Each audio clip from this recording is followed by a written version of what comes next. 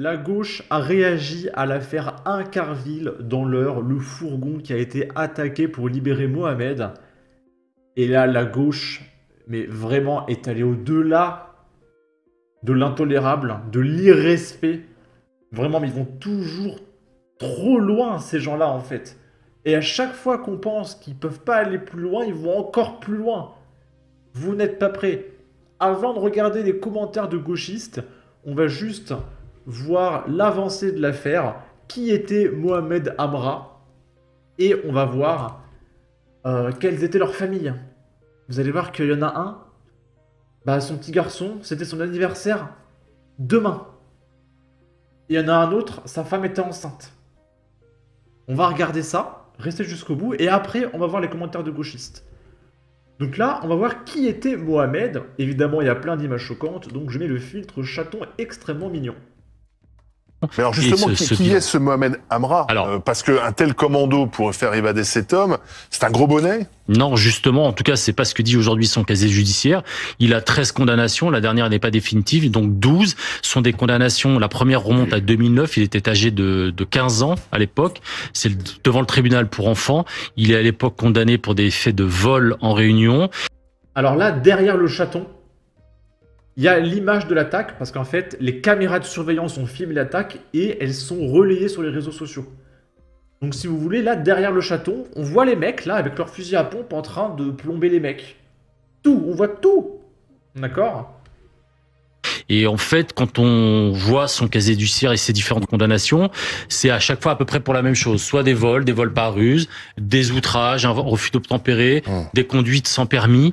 Donc on n'est pas sur un profil de gros bandit. Il avait comme on essayé peut de dire. scier ses barreaux Alors oui, de sa cellule? c'est ce qu'on a appris aujourd'hui, c'est qu'il aurait tenté de s'évader, donc dimanche, donc de la maison d'arrêt d'Évreux, en sciant les barreaux de sa cellule. C'est ce qu'on vient d'apprendre, et il aurait fait l'objet d'une procédure disciplinaire pour cette tentative d'évasion. Pour reprendre un peu son profil et son pédigré, si je puis dire, il a deux affaires en revanche plus importantes dans lesquelles il a été mis en examen assez récemment. La première, c'est des faits de tentative d'homicide à Saint-Étienne-du-Rouvray. Les faits remontent au mois d'octobre 2021. Et la dernière en date, c'est cette fois-ci une complicité d'assassinat, complicité d'enlèvement, de séquestration, pour des faits qui remontent au mois de juin 2022 du côté de la commune du Rove, où le corps d'un homme avait été retrouvé calciné dans une voiture et cette victime avait été abattue d'une balle dans la tête. Mais alors justement, Et ce- Ok, donc le mec a été condamné 13 fois, dont une pour homicide en 2021. En 2022, le mec était dehors. Il a retué un mec et il a calciné le corps. Et en 2024, il est toujours dehors. Deux meurtres, hein. Il y en a plein qui disent oui, vous exagérez, comment ça, le meurtre n'est pas condamnable. Non, mais le meurtre n'est pas condamnable. Le mec a tué deux gars. Il est dehors. Il tue un mec en 2021. En 2022, il retue un mec. En 2024, il est encore là, hein. C'est quand que le meurtre est pénalement répréhensible, en fait? Genre, par exemple, là, je descends en bas, je tue un mec, est-ce que je vais en prison? Je pose la question, parce que je comprends pas. Livre noir, je laisse le filtre chaton. Attaque à Incarville. L'une des deux victimes avait une femme et deux enfants, dont l'un d'eux devait fêter son anniversaire dans 2 jours. Donc en gros, jeudi. L'autre victime avait une femme enceinte de 5 mois.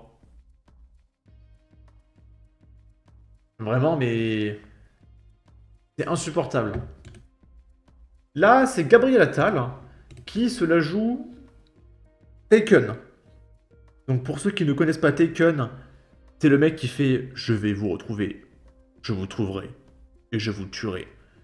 Et Gabriel Attal, il fait la même. Il dit « Nous les traquerons, nous les trouverons ». Mais il va pas les tuer. Ils paieront. Donc ça veut dire que... quoi, il fait 1 an de prison, il sort, en fait? Allez, 3 policiers qui sont morts. Allez, 3 ans de prison? Xbox, PlayStation, sortie piscine, en 2027, il est dehors. C'est comme ça qu'ils vont payer? Moi, je vous le dis franchement. J'espère. Mais j'espère qu'ils vont pas se faire choper. Je préfère encore que le mec échappe à la police et quitte le pays plutôt que la France le chope et qui le mène dans une cellule française payée par mes impôts où il va jouer à Fortnite et faire des sorties cinéma et théâtre payées par mes impôts. Pitié, mais qu'il ne le chope pas et qu'il le laisse partir, je vous en supplie. Surtout que quand ils vont le choper, dans 3 ans, il est dehors, le mec. S'il vous plaît, ne l'attrapez pas. D'accord? Bon, on va écouter Gabriel Attal. C'est parti, je mets les filtres. Pour continuer à veiller sur leur sécurité, pour que l'autorité soit respectée, pour que force aille toujours à la loi. Le ministre de la Justice a convoqué ce matin une cellule de crise. Il se rend auprès des collègues des victimes. La juridiction nationale chargée de la lutte contre la criminalité organisée s'est saisie de l'affaire. Tout sera mis en œuvre pour retrouver les auteurs de ce crime abject. Tout.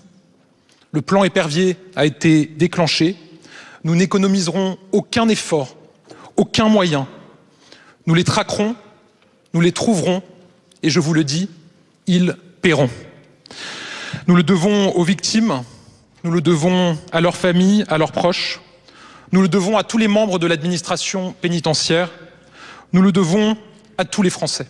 Je vous remercie. Merci beaucoup, Monsieur le Premier ministre. C'est marrant parce que quand Lola, Thomas, Philippe, Martin, récemment Olivier, Georges se sont fait tuer, bon Georges c'est en Belgique, quand ils se sont fait tuer, il n'y a pas de « ouais, ils paieront ». Non, là il n'y a pas de problème.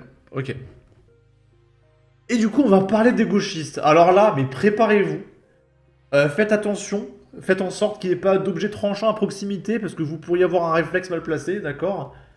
Donc Mathilde Panot, qui dit...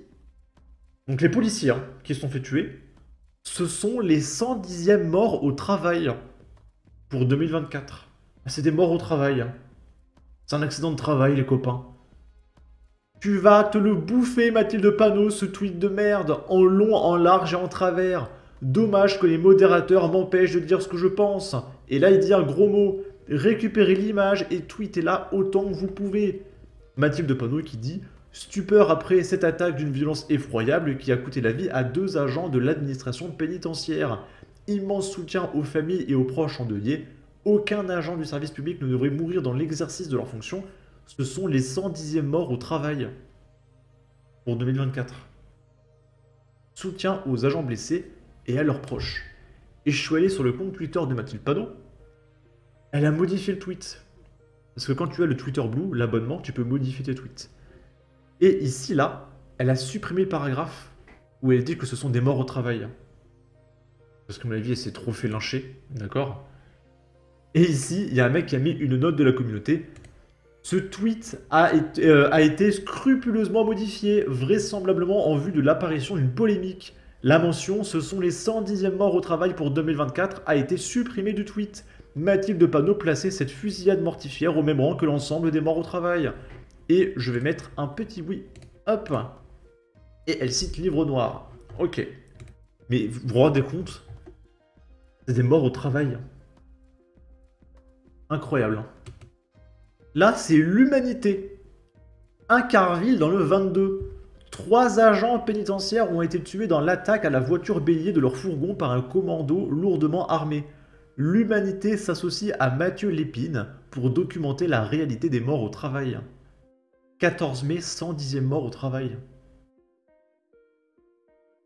Je vous jure, je suis très humour noir. Il y en a même dans ma vidéo de hier, quand j'ai un petit peu rigolé pendant la vidéo qui dure 10 minutes sur l'attaque de Incarville. Il y en a qui ont dit que c'était mal placé, etc. Et franchement, même moi, qui arrive à rigoler dans les pires moments, je suis choqué. Parce qu'en fait, là, c'est premier degré. Ils se foutent de la gueule de la mort de policiers premier degré, en fait. C'est trop violent. Bande de pourriture que vous êtes. Rebaptisez-vous l'inhumanité. L'inhumanité. C'est un guet-apens, une tuerie, une attaque meurtrière. Remballez votre vocabulaire d'extrême gauche. Et ta grosse daronne. Non, je peux pas le dire. Ça, je peux pas le dire. Un accident de travail. C'est si choquant de dire ça que j'ai du mal à y croire. Vous êtes tellement abject. Pas de limite à la récupération de gauche à ce que je vois. Quelle indignité, bordel. C'est une blague, se faire assassiner, c'est un accident du travail. Vous vous foutez de qui? Humanité FR. À vomir, vous êtes la fange du journalisme. Vous ne valez pas mieux que ces assassins. Lui, il dit des gros mots. Ok. Ici, c'est le ministère de l'Intérieur et des Outre-mer qui sont en train de lutter pour faire disparaître les images de l'attaque d'Incarville des réseaux sociaux. Et ils vous disent, #heure, des vidéos choquantes de l'attaque circulent sur les réseaux sociaux. Aidez-nous, ne les partagez pas, ne les likez pas. Un seul réflexe, signalez-les sur la plateforme Pharos. Alors surtout que le seul problème, c'est que le coupable s'appelle Mohamed, hein, parce que le mec s'appellerait Arthur Dupont. Alors là, partagez au maximum, hein, d'accord, il n'y a pas de problème. Par contre, là, il faut cacher l'affaire parce que le mec s'appelle Mohamed, d'accord. Et ici, j'ai écrit, ça n'a jamais existé. Il y en a qui auront la référence. Surtout, cachons la réalité. Fais-moi un petit tweet menaçant, je compte sur toi. Il faudrait surtout pas que les Français constatent par eux-mêmes votre impuissance à faire régner l'ordre, à assurer leur propre sécurité et votre laxisme mortel. Ça marche aussi pour les vidéos de propagande du Hamas reprises par toute la gauche. J'ai signalé votre post sur Pharos. Ici, c'est un gauchiste. Alors lui, tout ce qui l'intéresse dans cette affaire, à Incarville, c'est que les fachos parlent de Mohamed. C'est le truc le plus grave de l'affaire qu'il y a là-dedans, d'accord? La fachosphère, dès qu'ils ont su que c'était un rebeu, le mec qui a été cherché par le commando. Paix à leur âme aux victimes et pensez aux familles face à cette récupération nauséabonde de l'extrême droite. Alors je te rassure, je pense que les familles des policiers sont de droite. Un policier de gauche, ça n'existe pas. Hein. D'accord? Un policier qui est contre l'insécurité, je refuse de croire que ça existe. D'où tu viens me parler de récupération d'extrême... Il y a un fourgon qui s'est fait attaquer par des mecs qui sont pointés en fusil à pompe. Le plus grave, c'est que le mec s'appelle Mohamed. Vous me voyez pas, hein, mais là, je suis sur le dossier de la chaise. Là, je tombe en arrière. Hein. Mais vraiment, mais... Waouh. Ok. Et ici, c'est Manon Aubry qui tweet à 18h39. D'accord, il y a Incarville, des attentats, Olivier qui est mort, etc. Le pays tombe mais complètement. Manon Aubry qui écrit « Peu importe notre religion, nous devrions tous lutter pour les Palestiniens qui meurent, privés d'eau, de nourriture et de médicaments. » Donc Manon Aubry qui représente la LFI et la NUPES hein, aux européennes. Alors, le problème là en ce moment c'est la Palestine. C'est pas les Français qui meurent, je sais pas, 3 fois par jour. Les attaques de fourgons. Non, ça, je suis député français. Est-ce qu'un député français doit s'occuper de la France? Non. Un député français doit s'occuper de la Palestine, c'est plus important. D'accord? Bon. C'est tout ce qui se passe dans ce pays et j'ai pas hâte de voir la prochaine étape.